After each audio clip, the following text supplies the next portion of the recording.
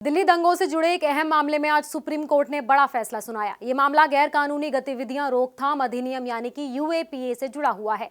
Court ने इस case में आरोपी उमर खालिद और शर्जिल इमाम को जमानत देने से इनकार कर दिया है, जबकि इस मामले में बाकी 5 आरोपियों को जमानत मिल चुकी है। सुप्रीम कोर्ट की बेंच की अगुवाई कर रहे जस्टिस अरविंद कुमार ने कहा कि यह फैसला काफी लंबा और विस्तार से लिखा गया है। कोर्ट ने यह भी माना कि यूएपीए जैसे सख्त कानूनों में ट्रायल यानी मुकदमे में देरी एक गंभीर समस्या है।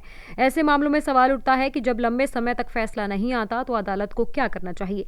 कोर्ट ने कहा कि संविधान का अनुच्छेद 21 जो हर नागरिक को जीवन और व्यक्तिगत स्वतंत्रता का अधिकार देता है, हमारी संवैधानिक व्यवस्था का केंद्र है। किसी व्यक्ति को ट्रायल से पहले जेल में रखना सजा नहीं माना जा सकता, लेकिन साथ ही आजादी को सीमित करना मनमाना भी नहीं होना चाहिए।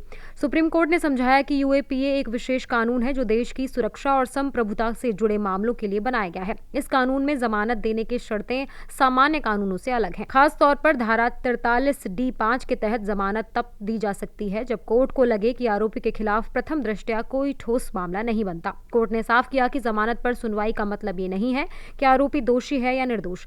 जमानत का मंच बचाव या पूरी सच्चाई तय करने का नहीं होता। अदालत को यह देखना होता है कि जांच में शुरुआती तौर पर कोई अपराध बनता है या नहीं और आरोपी की भूमिका उस अपराध से जुड़ी हुई है या नहीं। इस केस में आरोप है कि फरवरी 2020 में उत्तर पूर्वी दिल्ली में हुए दंगों की साजिश रची गई थी और उमर खालिद, शर्जिल इमाम समेत बाकी लोग इसके मुख्य साजिशकर्ता थे।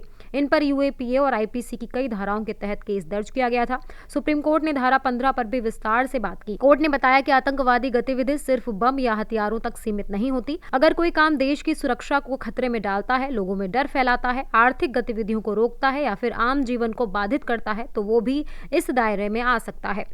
कोर्ट ने यह भी दोहराया कि हर आरोपी की स्थिति एक जैसी नहीं होती। इसी वजह से कुछ आरोपियों को जमानत दी गई जबकि कुछ को नहीं। अदालत को हर व्यक्ति की भूमिका अलग अलग देखकर फैसला करना होता है। कुल मिलाकर सुप्रीम कोर्ट ने यह संदेश दिया कि राष्ट्रीय सुरक्षा और व्यक्तिगत आजादी के बीच संतुलन बेहद जरूरी है। यूएपीए जैसे कानूनों में देरी चिंता का विषय है, लेकिन जमानत का फैसला कानून और तथ्यों के आधार पर ही किया जाएगा। Subscribe now and press the bell icon. Never miss an update.